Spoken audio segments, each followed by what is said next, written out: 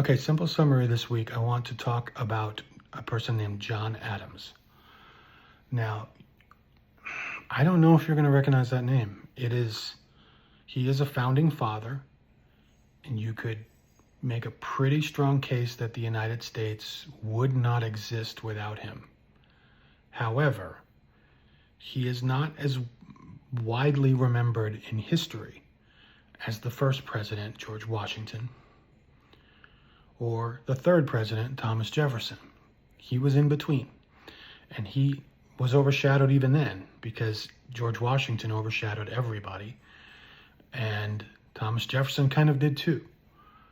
And they were both tall, charismatic, well-respected, and Adams was short and kind of round and not very popular. But I'm not talking about their height. I'm not talking about their personalities. I'm talking about their effect on American history. And Adams is probably as important as either of the two. You could make a pretty strong case that the United States would not exist if it weren't for George Washington.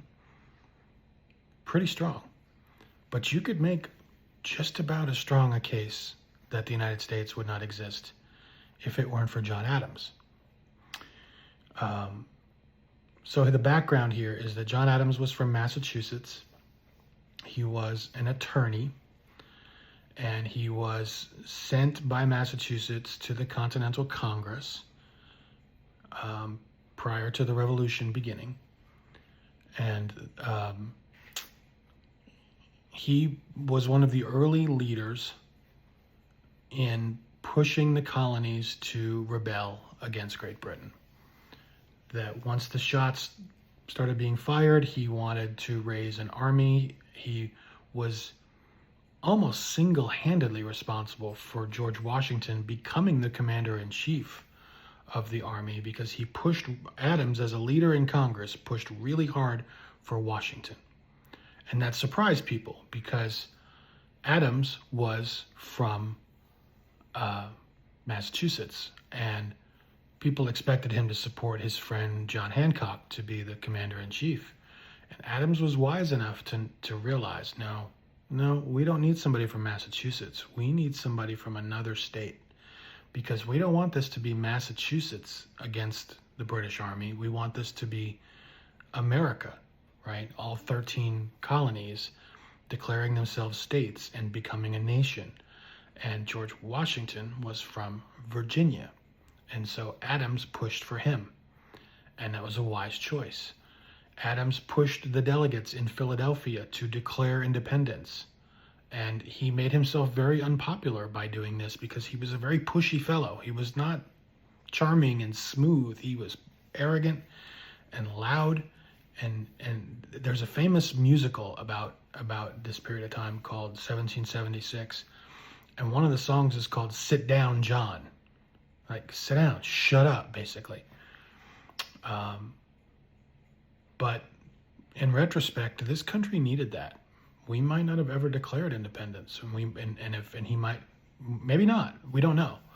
That might have been an isolated rebellion in Massachusetts if it weren't for John Adams, or if the wrong person had been commander-in-chief, or if we hadn't declared independence, or if we hadn't supplied the Continental Army as best we could. He did all of these things without any, you take away any one of them, and we might not be here right now. And then later on, Washington, once the Constitution was written and there was a new government, Washington was chosen as the first president, and John Adams was elected the first vice president. And how can I put this? He was jealous. He understood that Washington was going to be elected, of course. He was not going to win an election over George Washington, but I think he was privately, quietly, a little disappointed that at least some people didn't vote for him. He served as 8 years as Washington's vice president at a time in which the vice presidency meant nothing. I don't know how much it means now. I just heard, apparently, and there's a cat opening a closet door over there, hopefully not too loud. Anyway, I'm going to get sidetracked about the vice presidency. Served 8 years, and then was elected president himself. And he only had 4 years. He was not reelected. Jefferson beat him in 1800. And his 4 years honestly didn't go that well. He made a couple of really bad choices. He signed a law that he shouldn't have signed, that I won't make you name. But here's the one takeaway that I would give you from his presidency. The one decision that he made, big decision that he got right, was he could have got himself reelected by going along with people who wanted to go to war with France. Wartime presidents get reelected. They just do. People rally around the flag. And he could have gone along with Hamilton and a bunch of other people who wanted to go to war with France. And Adams said no. And kept the United States out of what would have almost certainly been a disastrous war with France. And so just that makes him noteworthy. He left the White House in 1801 when Jefferson was sworn in as president, and he felt kind of salty about not having been reelected. And so even though he and Jefferson had been friends for decades, now they weren't. Now they were enemies.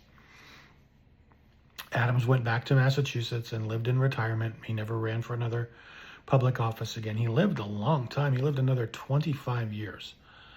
And late in life, he and Thomas Jefferson, once Jefferson was also retired, became friends again. They became pen pals, essentially. They wrote letters to each other.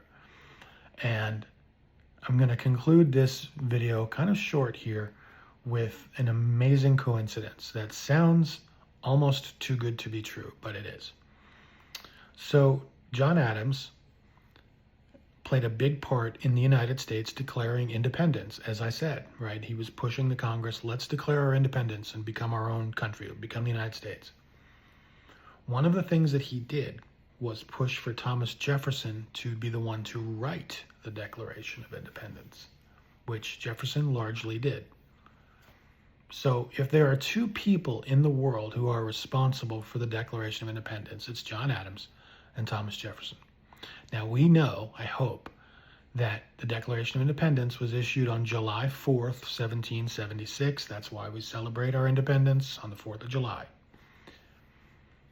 Here's the amazing thing. John Adams and Thomas Jefferson died on the exact same day.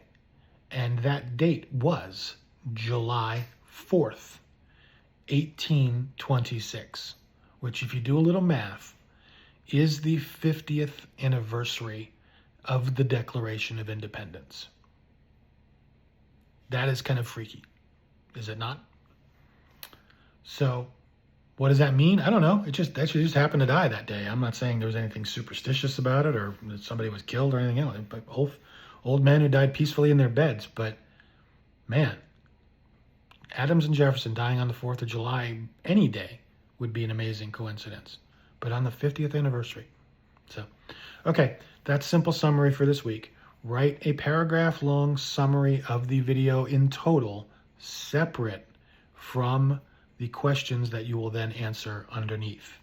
Keep those separate and make sure to write this in your own words and make it plain. If you write it in your own words and I can't tell that you're writing it in your own words, something's wrong.